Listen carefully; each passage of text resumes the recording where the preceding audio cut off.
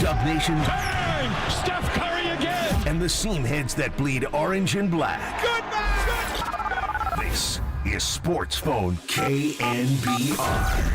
Sponsored by Industrial Metal Supply on the Sports Leader. Check the live stream on YouTube at KNBR 1045.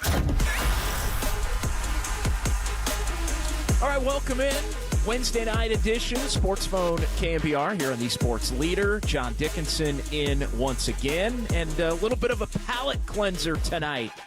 Giants finally get their first win at Dodger Stadium in 2024. They snap the 7-game losing streak down at Chavez Ravine. 8-3 the final, back of Robbie Ray, who makes his Giants debut and earns himself a victory in what turns out to be a real nice line. 5 innings with 8 strikeouts, no hits allowed, as the Giants had a no-hitter between Ray and Ryan Walker into the 7th inning before Tyler Rogers gave up a base hit in the bottom of the 7th of what was still a close game at that point, a 2-1 game after the Dodgers took a 1-0 lead in what appeared to potentially be a disastrous first inning for Robbie Ray. He's able to work his way through some wildness, perhaps being a little overamped, pitching for the first time in a long time, but he's able to work his way through it.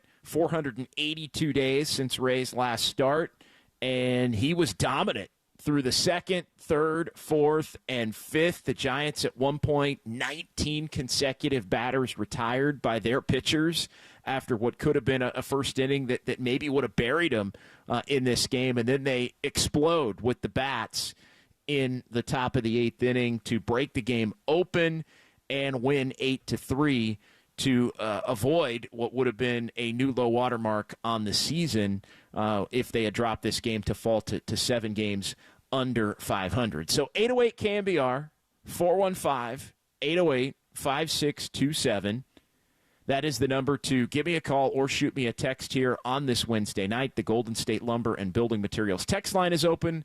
As always, we appreciate everybody watching on YouTube and Twitch. We'll get to the phones here coming up shortly.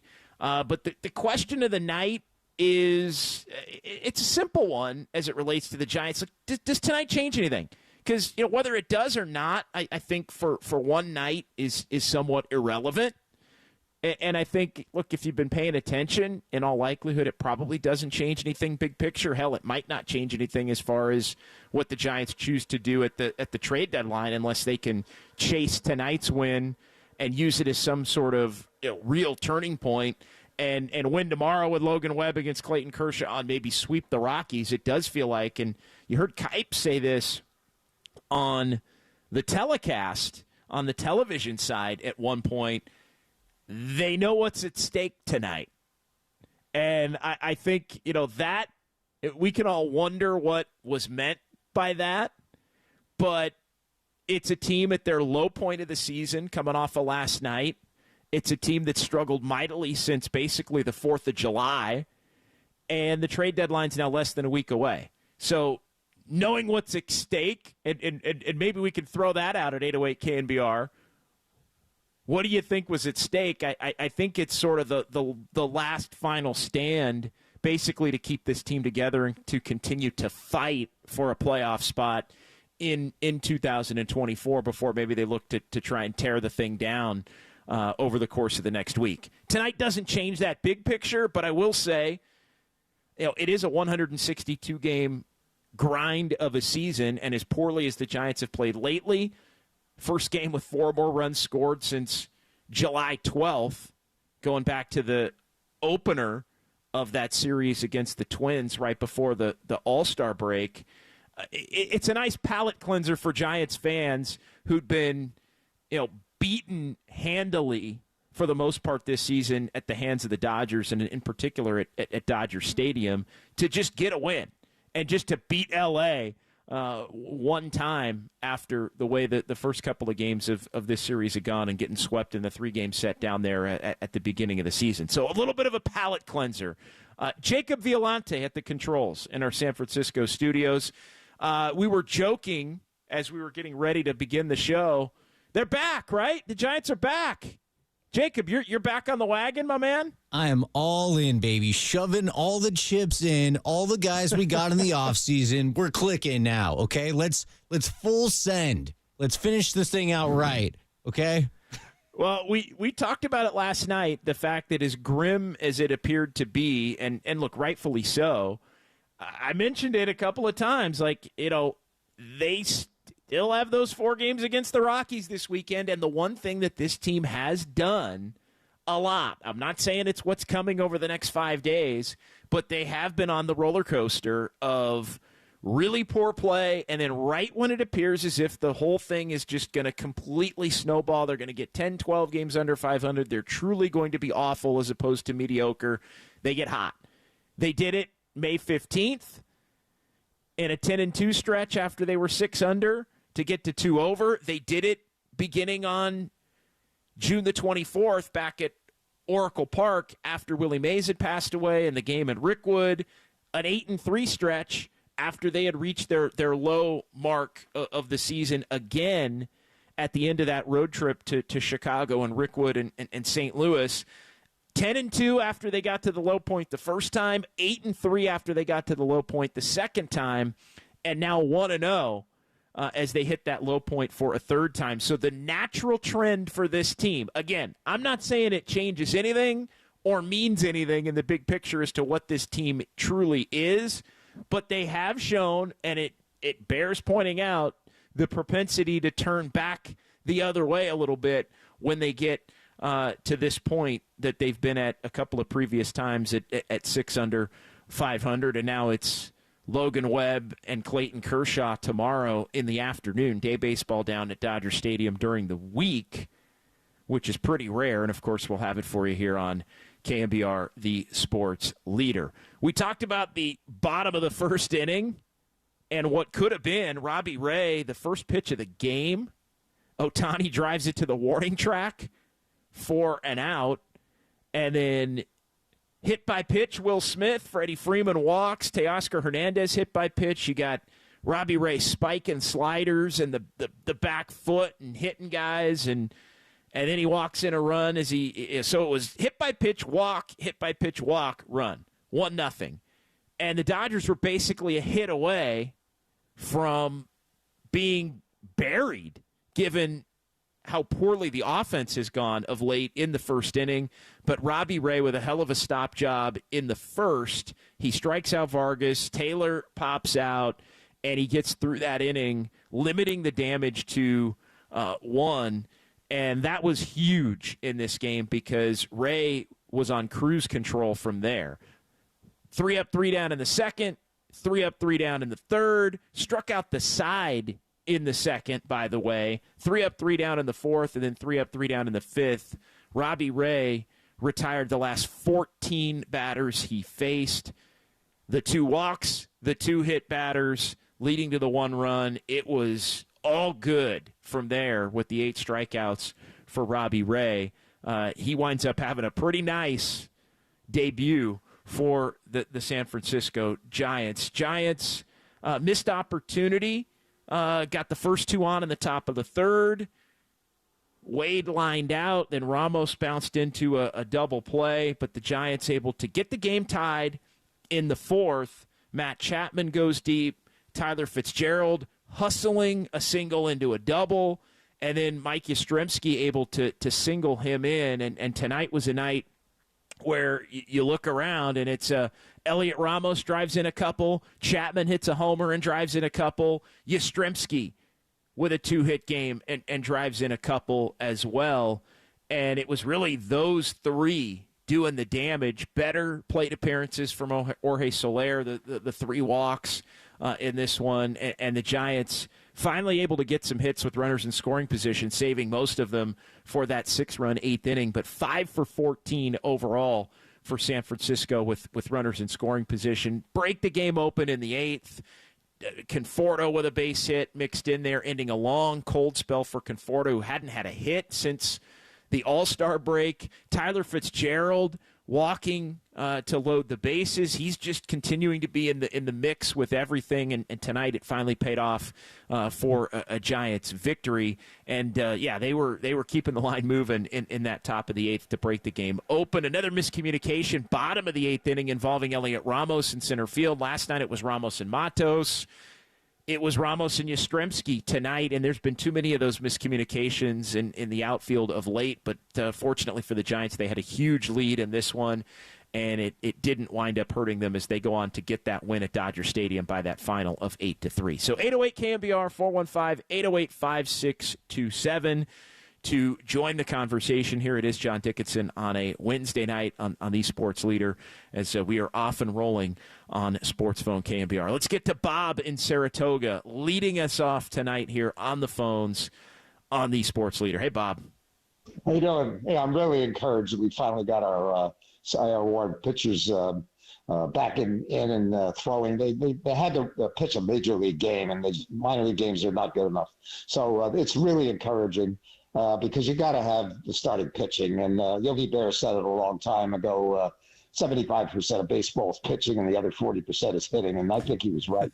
And I think that I'm so glad they kept Yastrzemski because he's a pro and he's a clutch hitter. We don't have that many of those guys. And he's got the blue blood from his grandfather. So I wasn't happy when they got rid of our other outfielder from Stanford. But at the same time, I hope they don't get rid of Yastrzemski for the youth movement. And Fitzpatrick is making that transition from being a prospect to being a major league player. He just keeps doing it. I hope he keeps doing it because we need that spark in there because he's also good on the base paths with some speed, which we don't have a lot of. Last thing is I just think that we have to fix the bullpen. I think there's some encouraging things there with Miller and a few other guys, but the Twins just don't get it for me. They get hit too hard in the eighth and ninth inning. Our former All-Star guy, something went to his head when he got it too young. Somebody needs to sit down with him and straighten him out or trade him because, we can't lose games by one or two runs in the eighth or ninth inning, and that's happened too many times. So that's it for me. Thank you. Yeah, well, thanks, Bob. Appreciate it. I think they like the guys that they have at this point in the bullpen. I mean, it sounds like Bob wants to add to the Giants bullpen. Look, I don't know that tonight means they're going to add, and you mentioned Mike Yastrzemski, who was a big topic of discussion on the program last night and ends up with a couple of hits. He's actually not been as bad this year, and I mentioned the WAR numbers for Yastrzemski. He's been a more productive player, I think, than some have given him credit for this year. But, to this point, yeah, he's still on the team for now. But the number of guys, and I think really all of these guys at this point are playing to try and keep this thing together. And I'll be honest, even after last night, I'm not sure that they could do – they might have to run the table in terms of winning tomorrow and then sweeping the 4-game series against Colorado with the doubleheader on Saturday. That might be what it takes to not have Farhan Zaidi in the front office sell, at the deadline or look to really take some, significant pieces away. So, Yaz at this point lives to see another day with his mates and an opportunity. But in the grand scheme of things, again, does this turn into another one of these little hot streaks? Does this turn into a scenario where the Giants can do anything? I think it's a fair question to wonder whether there's anything that the Giants could do. And look, Robbie Ray, him pitching like he did tonight goes a long way toward those who have had the theory that the Giants, despite how bleak it looked coming into tonight, still have an opportunity with him and with Webb. If Webb can get going and start pitching better. Webb's really been struggling over his last handful of starts, bridging the before and after portion of the All-Star break. And, Blake Snell suddenly pitching like a Cy Young candidate. So that's going to be the debate. It was the debate last night where, basically everybody all day is like, all right, the answer is sell. The answer is sell. The answer is sell. And I think it's definitely trending in that direction. And again, the next 5 games are gonna determine it at a big time level. But there is still that small shot, and I think it's the only shot that this team would have the potential to run the table here between now and the weekend and try to keep this thing together.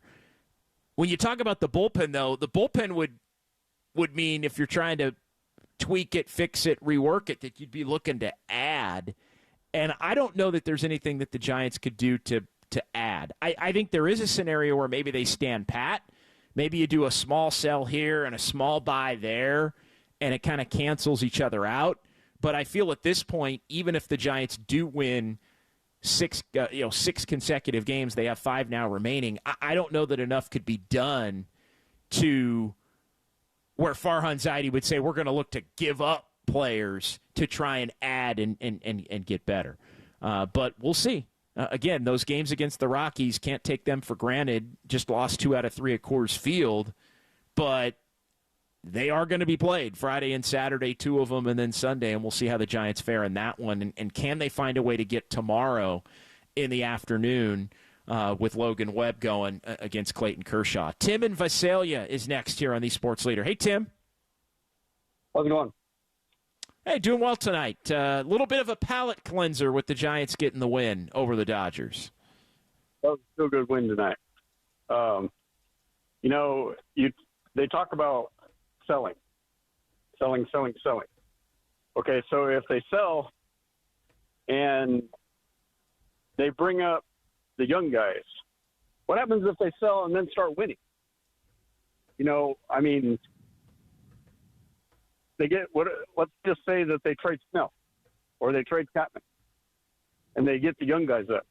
What happens if they start winning and they make the playoffs with the young guys? I'm not saying like it's definitely it's improbable. Tim, it's improbable, but it's not impossible. I'll let you finish. I mean it again, not likely, but again, also not impossible. And I think that would be the one thing that would have the potential to save Farhan Zaidi, to see some of his players come up, given the opportunity by design, where they make a conscious effort, hey, we're given the opportunity to a number of players, and then have them sort of lead the way.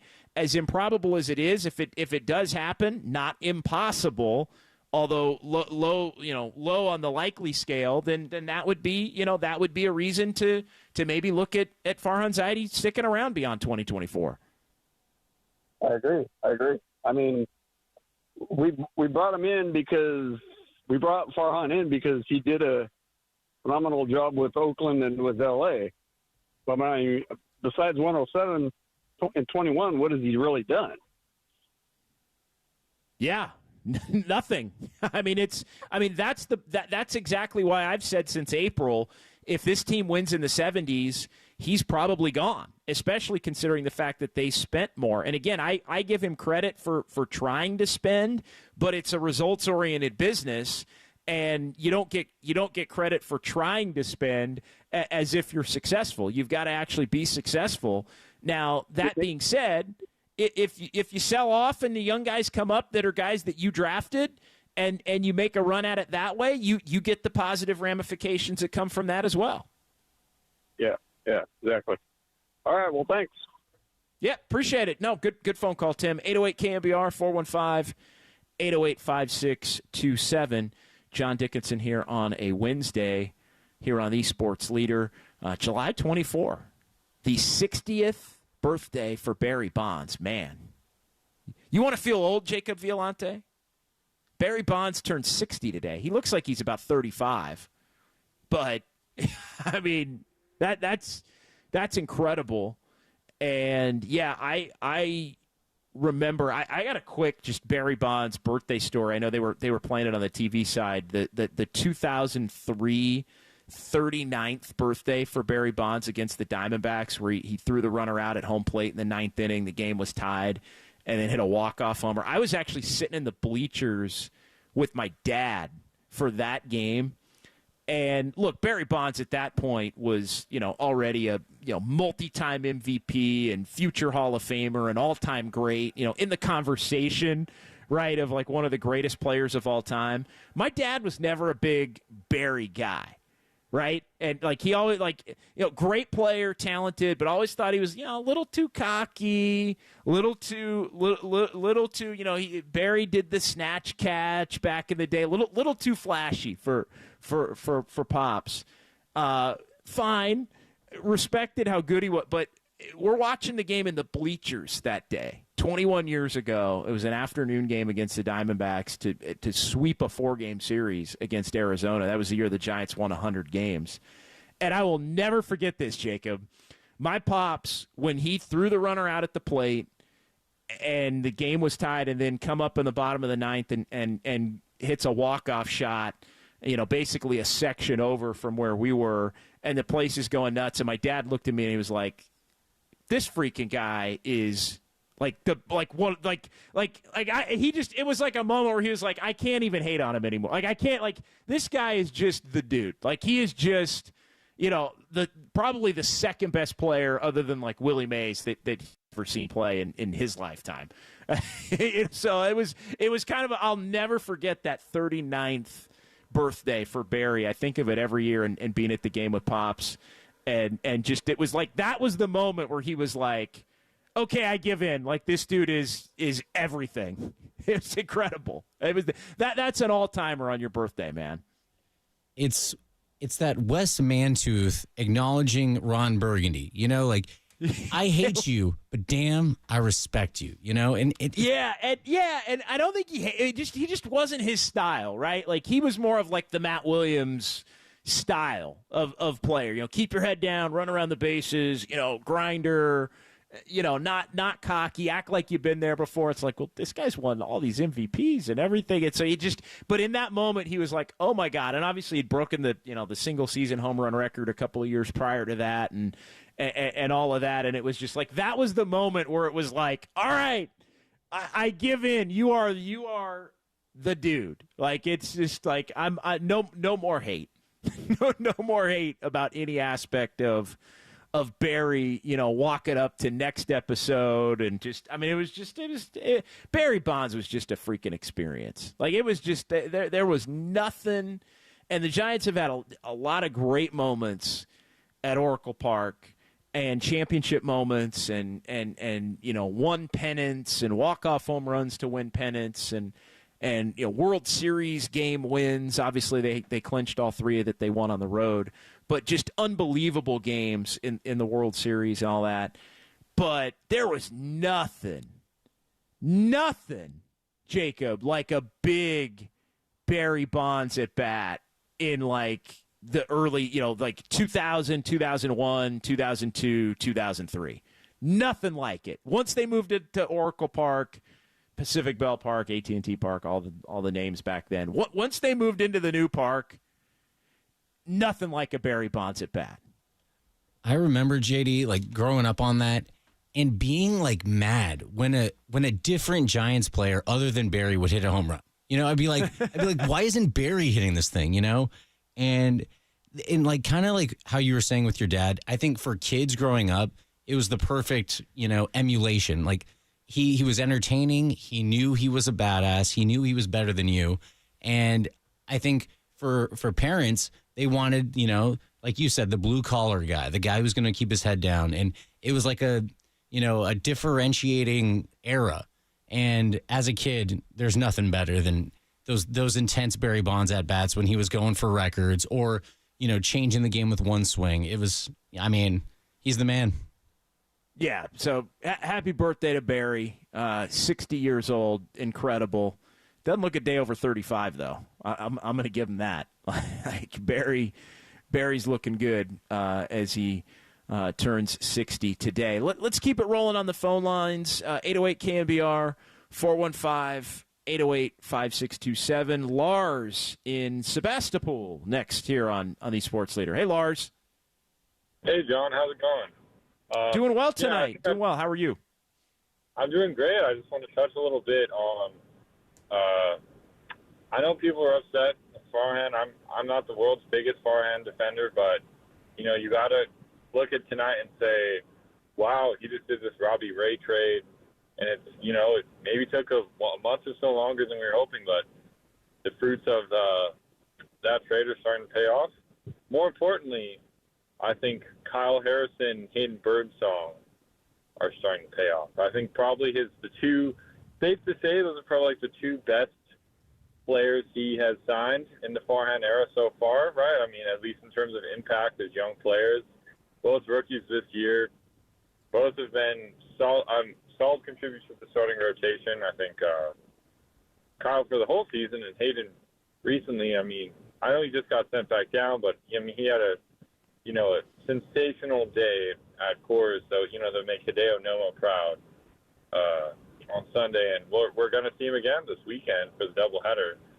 So I just want to say, I think as important as some of these veteran additions are, I think those two guys are both really young. They're both 22 and have both been great starter contributors. And if the Giants do make the postseason, the two of them are definitely going to be part of the reason why.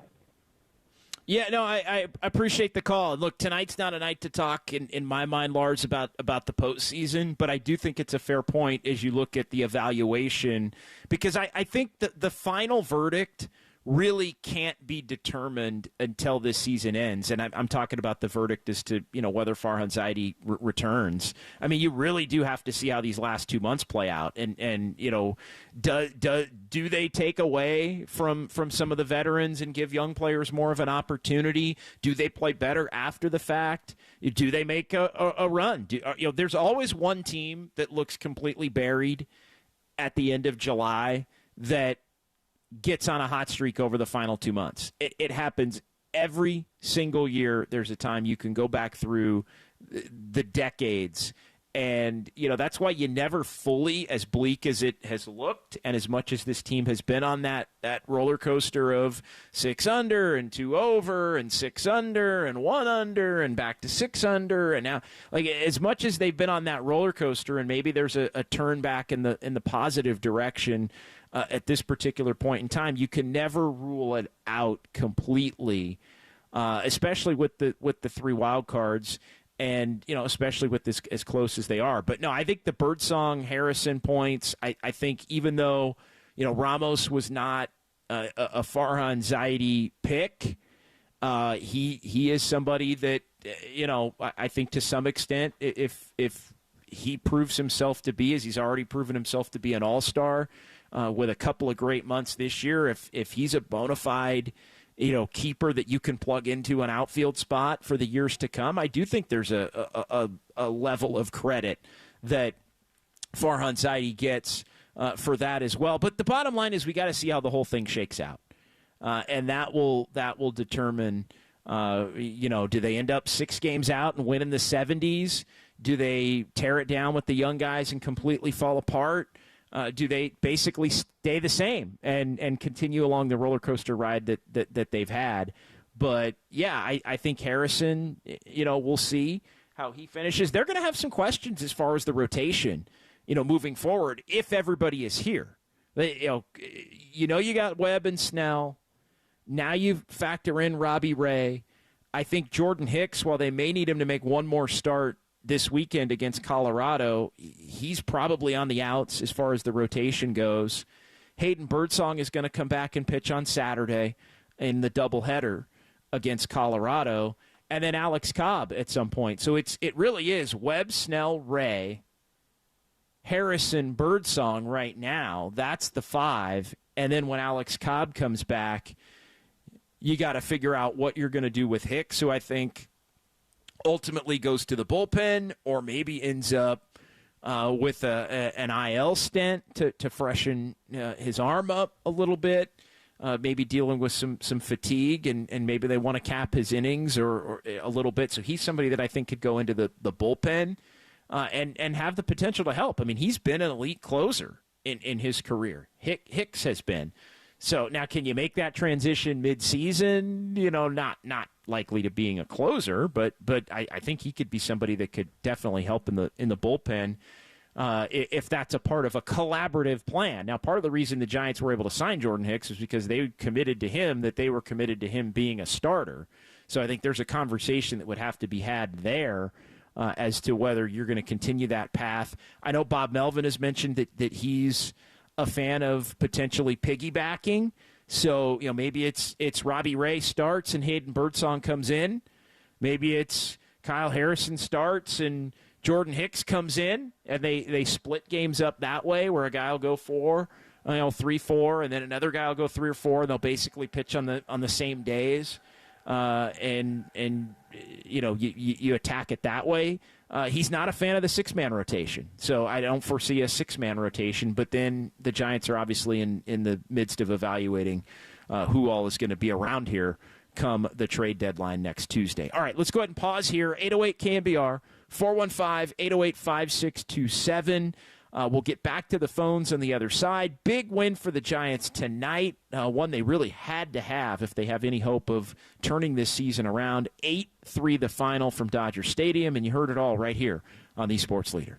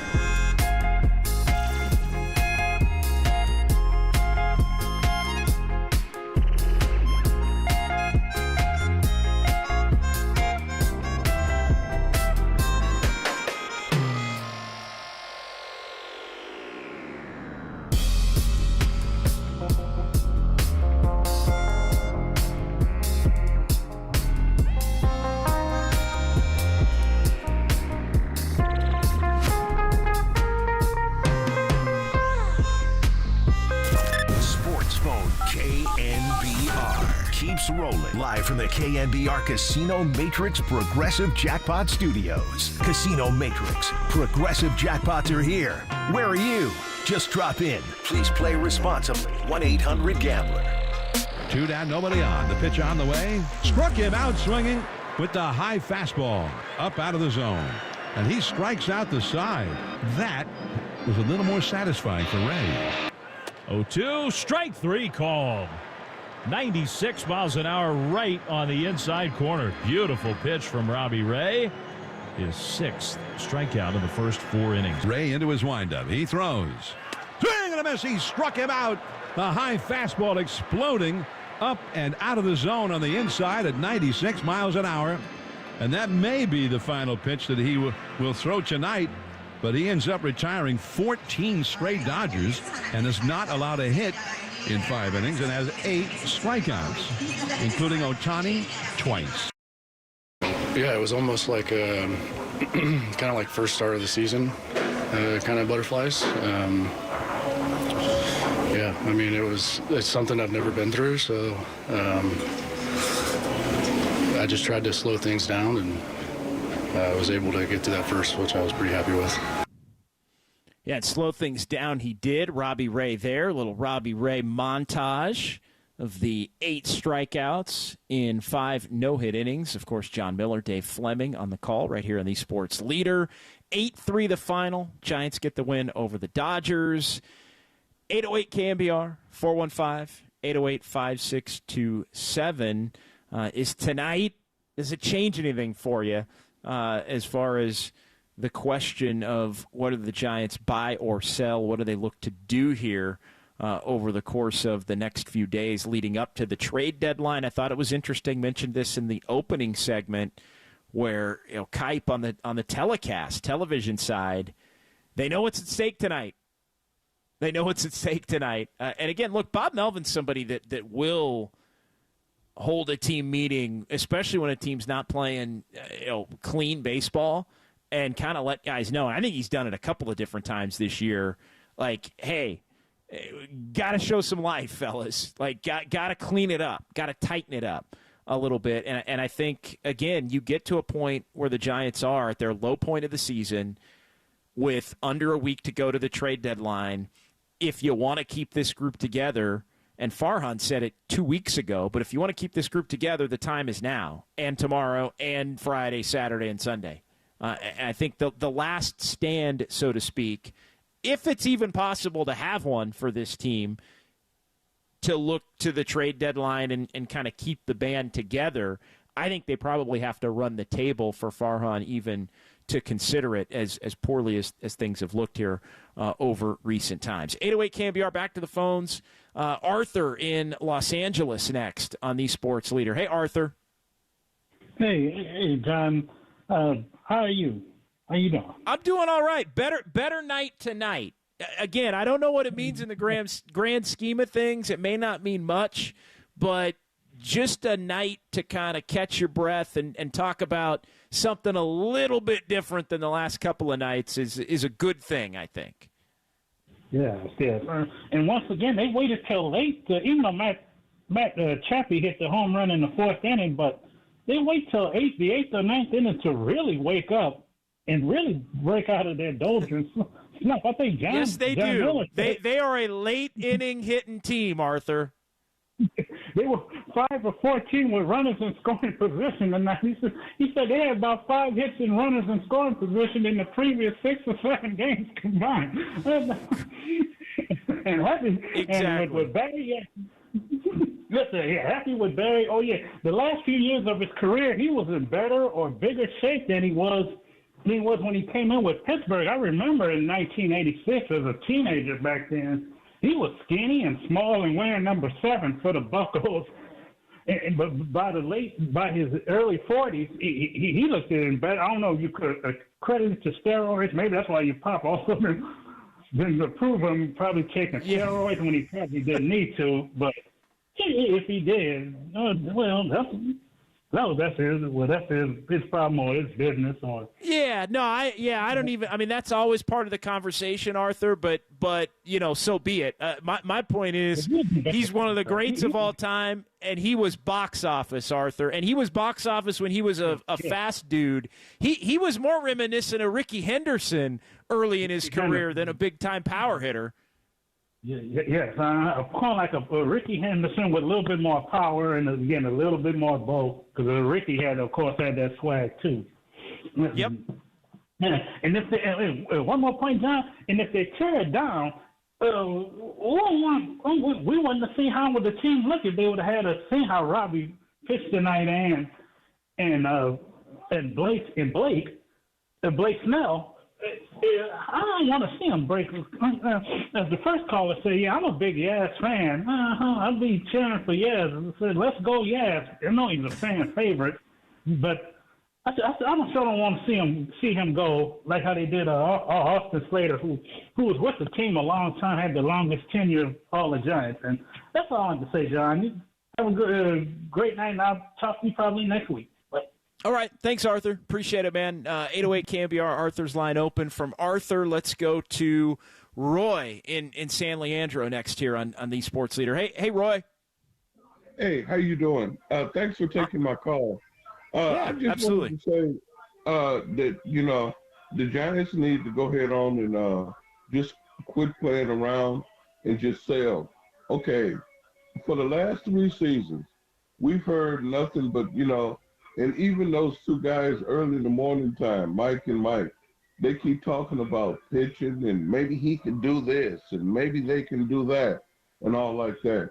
What the Giants need to do is go, because they keep trying to mimic that Lincecum, Kane, Matt Williams, not Matt Williams, the back catcher, Buster Posey era. Just because they had all this success with pitching. What I'm saying is that position by position, the Giants, the reason that they lose, they don't match up with other teams, and by this way, if they sell, at least they could put pieces on. Maybe 2 good outfielders, maybe 1 more good infielder. Okay, and then, that's going to come at a high price, like maybe Duvall, Chapman, Lamont Wade Jr., and maybe 1 or 2 other players. I don't know. But I do know that guy, what's his name? The man who's the CEO of the Giants? You're talking about Johnson, Greg Johnson? No. Farhan. Farhan. Farhan. And then or Larry Bear. Are you talking about Larry Bear? Larry Bear. Okay. Dusty Baker, Larry Bear, Dusty Baker, and Farhan need to all be in on it so they can get it through the head. Say that we're gonna do things differently. And then hire some scouts to go, some roving scouts to go in and out of the Giants, so they could teach those guys how to hit. Just like last night, I seen Bailey, instead of letting that 4th pitch go, would have been ball 4 and he loaded the bases. He go swing at it and then pop the ball up to center field when all he had to do was just let the ball go. And it's obvious what the problem is. The Giants don't run. They don't lay down bunts, old-fashioned baseball. It's all kinds of things, just like Canto said after the game, the guy named Canto who used to pitch with him. Old-fashioned baseball. May, Cepeda, and Willie McCovey and Jim Ray Hart, that era is gone. That other era with Barry Bonds and Jeff Kent and all of them, Reggie Sanders, that's gone. Lincecum them had their success. Okay, and the Giants need to stop trying to mimic that and then with nothing but pitching and strong defense because it hasn't worked and it's not going to work. They need to go ahead on and, rebuild, refurnish their team because you could look in the majors and see how other teams like Cleveland, St. Louis, Atlanta, even though they have pitching woes too. I give the Giants credit for going out getting good pitching, good young pitching. Like Birdsong and Wynn and all these guys. They're good. but it's time to go ahead on and make a little bit of a change. Keep the pitching coming, but go for position players, Sure. balance it out is what I'm saying. Yeah, Roy, I get it, man. I'm gonna jump in because we got a few other people that want to talk, but I'm with you in terms of I wouldn't. Look, if you're 5 under and 4.5 out, the Giants did pick up a half game tonight. Thank you for the call, Roy. Always appreciate it. If you're under 500, if you're more than 3.5 out, once you get to August 1st, you very rarely see a team come from even more than 3.5 out. It does happen, but it's pretty rare. In the final 2 months, you got to get just white hot to be able to do it. And look, I think this team's been too inconsistent, and they've got to make a bet as to how good or great they feel like the pitching will be, and does that offset a similar level of offense? The one thing I don't think you can bet on if you're the Giants and you're trying to forecast the last 2 months and figure out what you're going to do next week, you can't look at it and say, hey, the hitting is going to come around.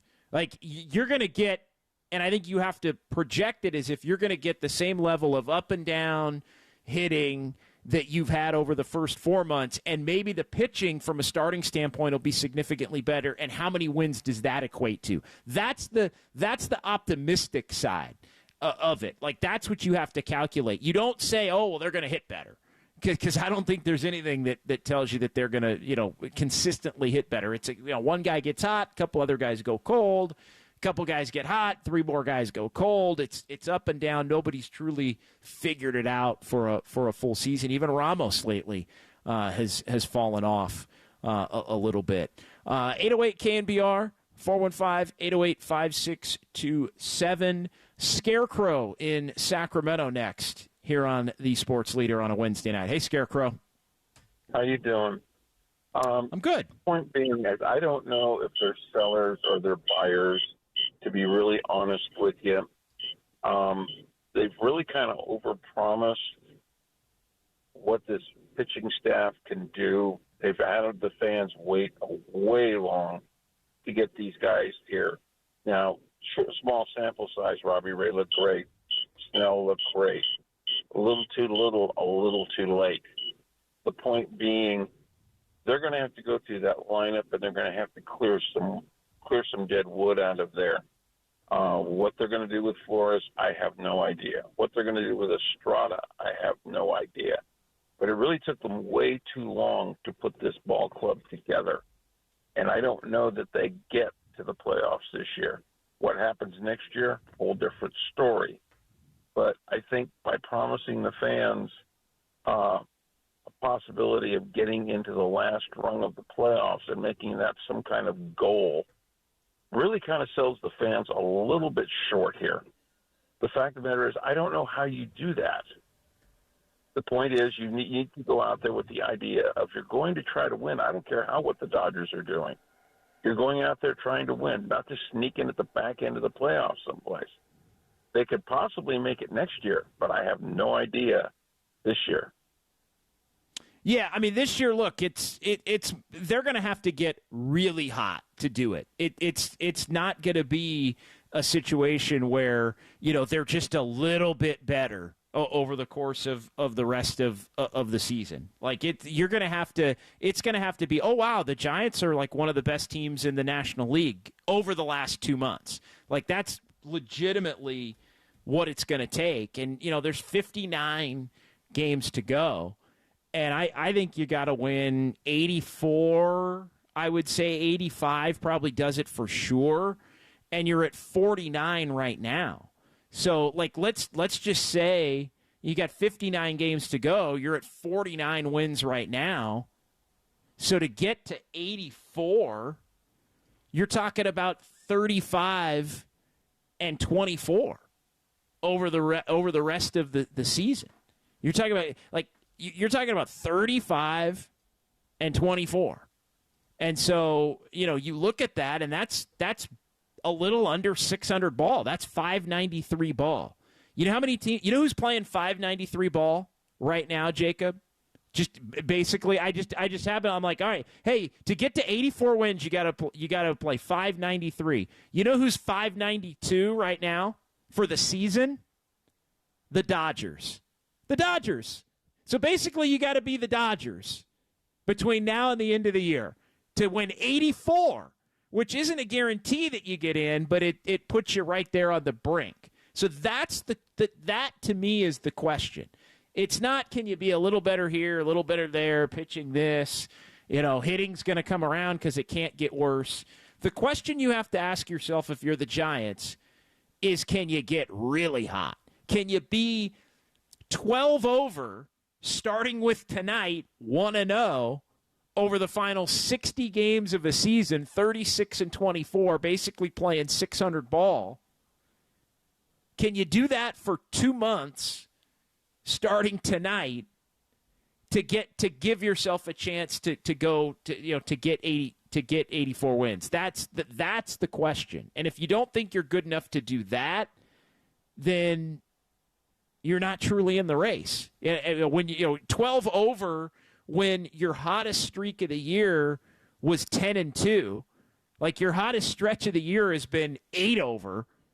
And then you immediately gave it right back. Like, it's just, I don't know. When you do the math on it, it seems to be it's a little bit too tall of an ask. But, again, you win tomorrow and then you sweep the Rockies, and maybe we're having a little bit of a different conversation at that point, because you might only be like 2 out at that point with, what would it be, 54 to play, a third of the season exactly left to play, and you're 2 out, and you're thinking it's coming around. So still to be determined. Man, I was getting crushed in the text line for saying I was being a little too positive. Did you hear last night's show? People saying I'm being too positive on the Giants. Hey, they got to win tonight. What does it matter? We shall see. But I just know this team's had it. And it's been frustrating to me, not because I think that they're a good team, but it's been frustrating the fact that every time there's about to be a clear-cut direction as to where they should go, they make you think, they make you wonder about it. And that to me is the most maddening part of this team this season. It's you're 6 under, you're not very good, but then you're 8 over. Do you have something? No, you really don't. Back to 6 under. Then you darn near get to 500. The pitching's coming back. The hitting can't be worse. It's got to get better. This guy's coming around. Ramos is an all-star. You play horrible baseball the last couple of weeks up until tonight. But again, the tendency has been to have it go back the other way. Right at the point in which everybody today was hard and fast, sell. And the most 2024 Giants thing, I'm telling you, point blank, bottom line, the most 2024 Giants thing to do would be to win 5 in a row right now. Right when it's like everybody's like cool with sell, can't do it, and then they run off another one of those little hot streaks that make you wonder whether it's the best course of action and confuse the issue. But again, I think you have to ask yourself, not can they be a little bit better, it's can they be a 600 team over the final 60 games. They're 1-0 beginning with tonight. All right, let's go ahead and pause here again. 808 KNBR, 415-808-5627. We'll get to Rich. We'll get to Andrea. Got a line open for you if you want to join the conversation. It is Sports Phone KNBR. Giants win 8-3 over the Dodgers on the Sports Leader.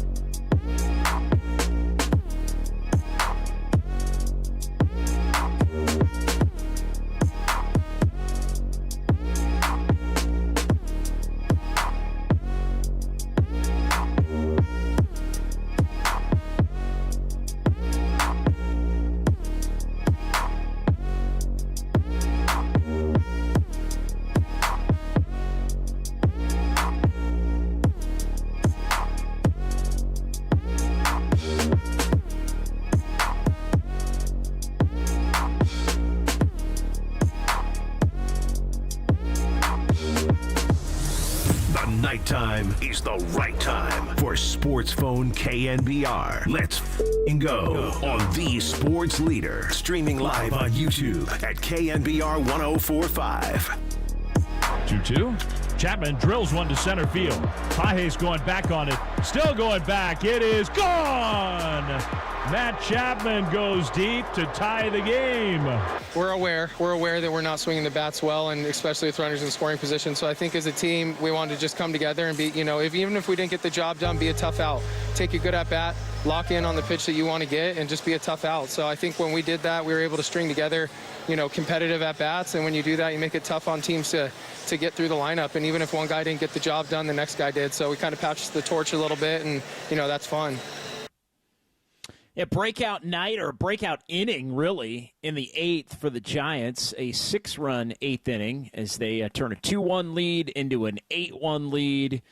They go on to beat the Dodgers, did allow runs, single runs in the 8th and 9th. 8-3 the final, Robbie Ray in his Giants debut. 5 no-hit innings, 8 strikeouts, and a win to improve to 1-0 as the Giants, they've hit around Tyler Glasnow this year. Go figure on that one.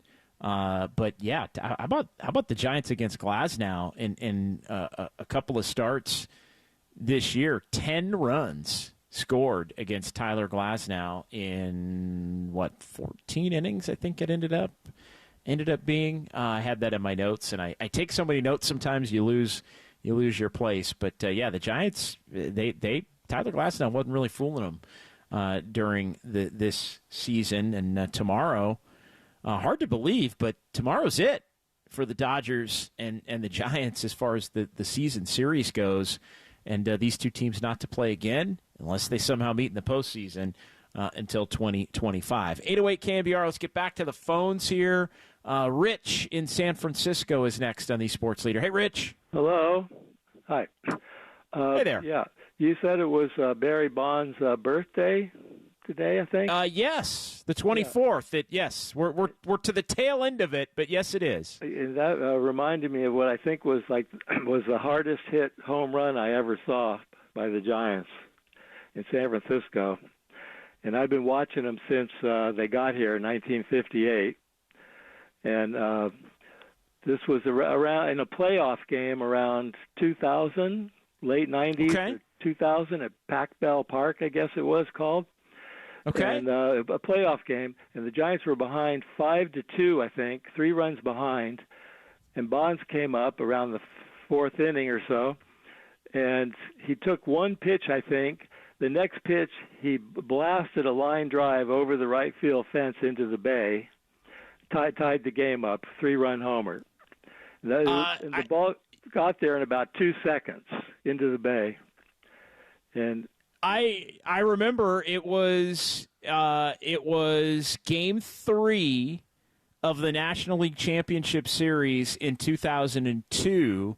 It was actually the only game the Giants lost in that championship series. They won the first 2 on the road. They lost Game 3 at home. They won Game 4 and Game 5 with some late inning heroics and won the pennant on the Kenny Lofton single a couple of nights later. But yeah, it was a 3-run homer in the 5th inning, and I mean you're pretty on it. It was 4-1, and that tied the game at 4-4. Okay. And then the Cardinals scored in the top of the 6th, and ended up winning 5-4. That was the difference. But it was a Saturday afternoon in October of 2002.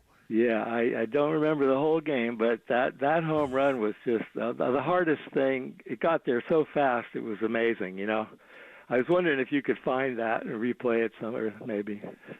Jacob, if anybody could do it, it's Jacob Violante. But I maybe remembering the game would help with that. I know we got some big time archives.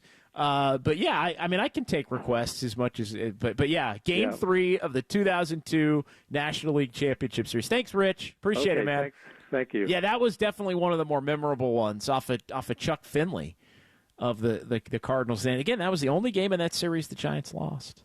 They won the first 2 and won Game 4 and Game 5 to go on to the World Series against the Angels. All right, Andrea in Berkeley waiting patiently tonight here on the Sports Leader. Hello, Andrea.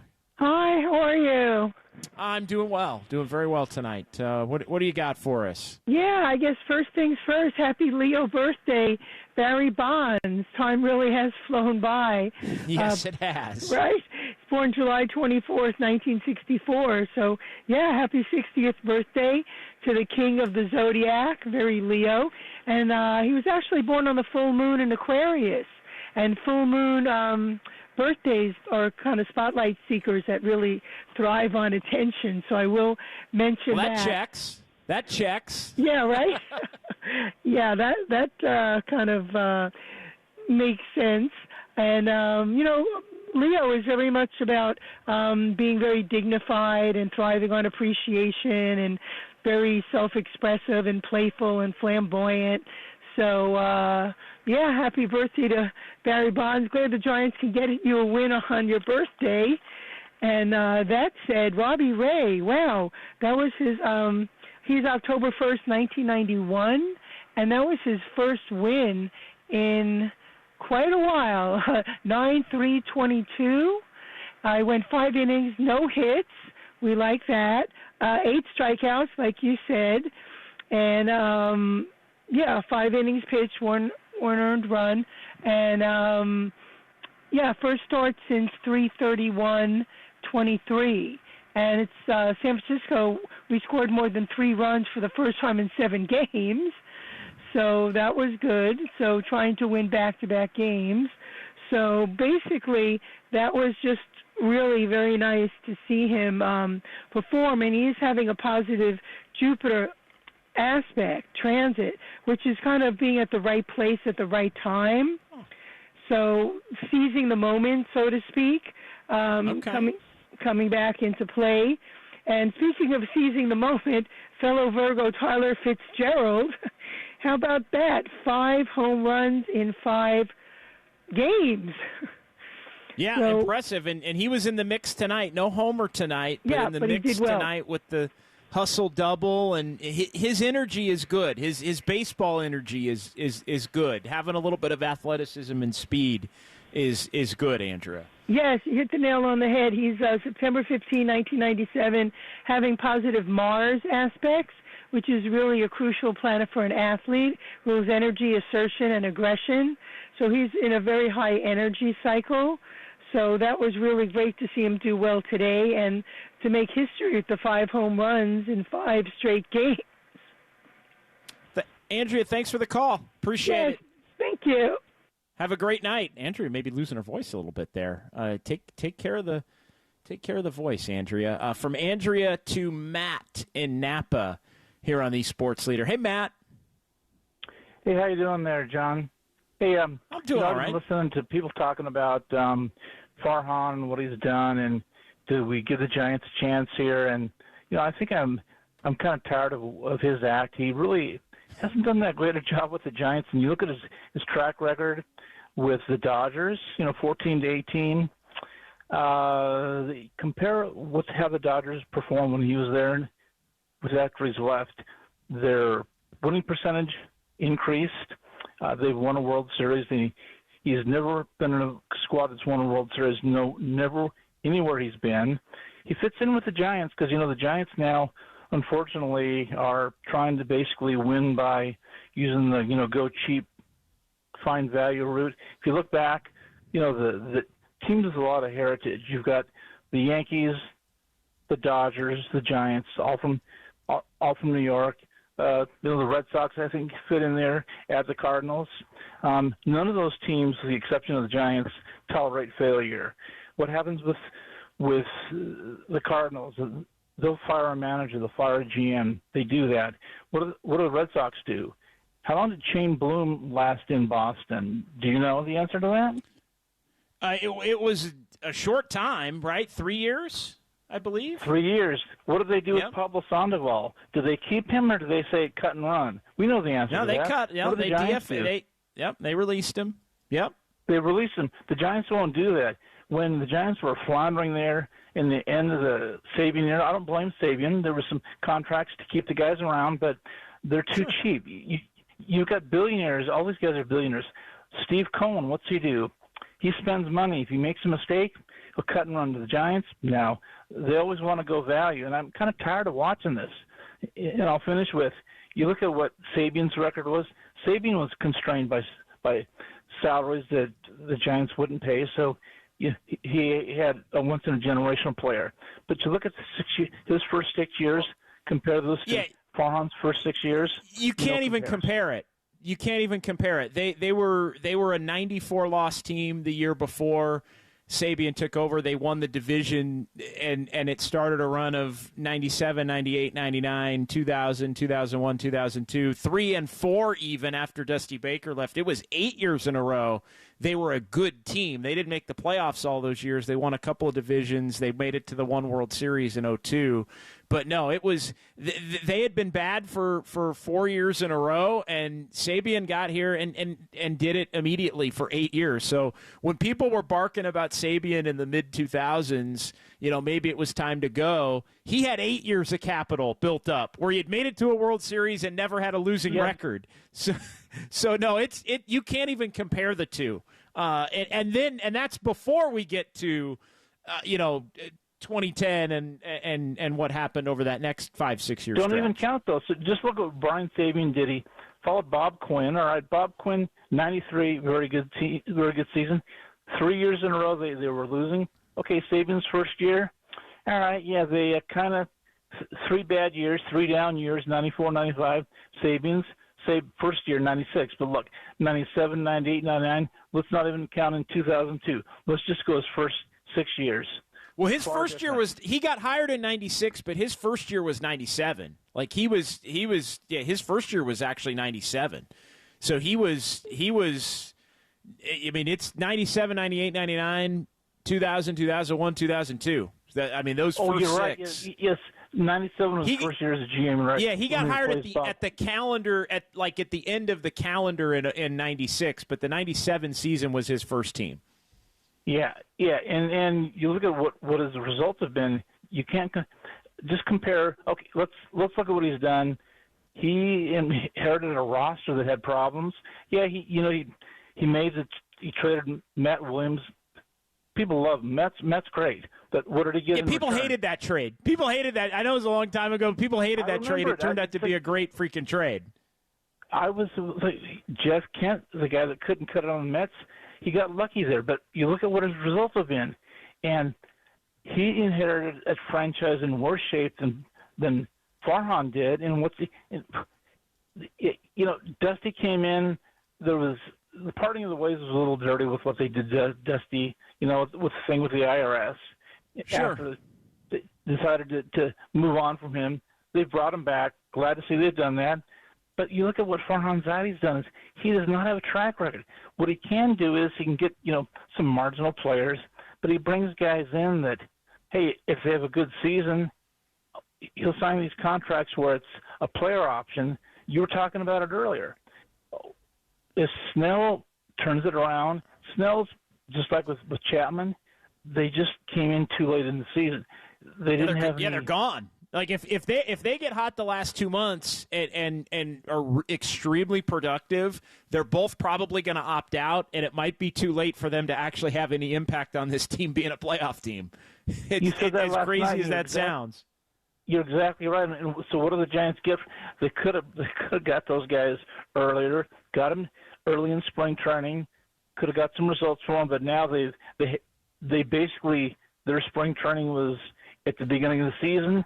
And they've worked out the kinks, and now they're going to lose. So talk about Carlos Rodon.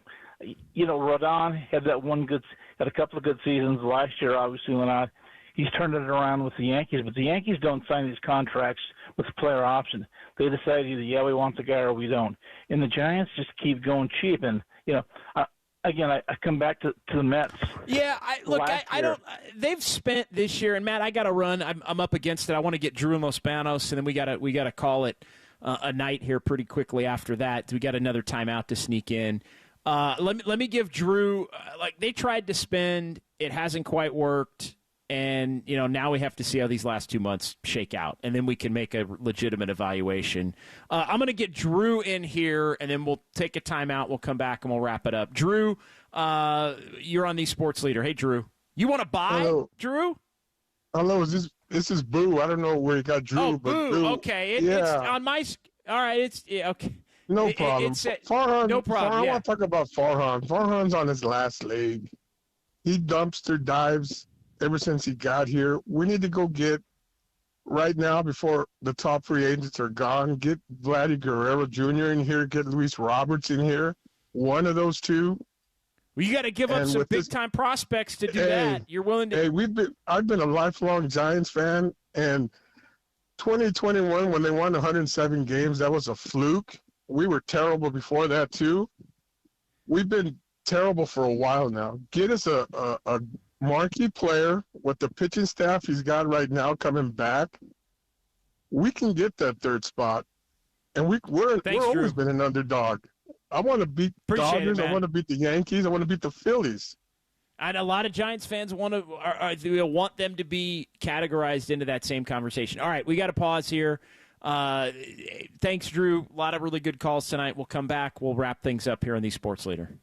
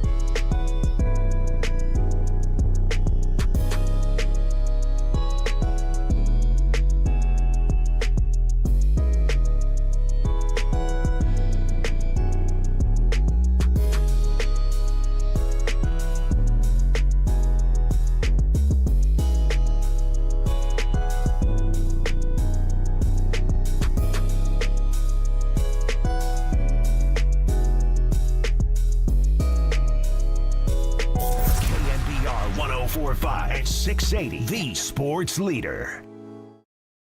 Bonds represents the tying run.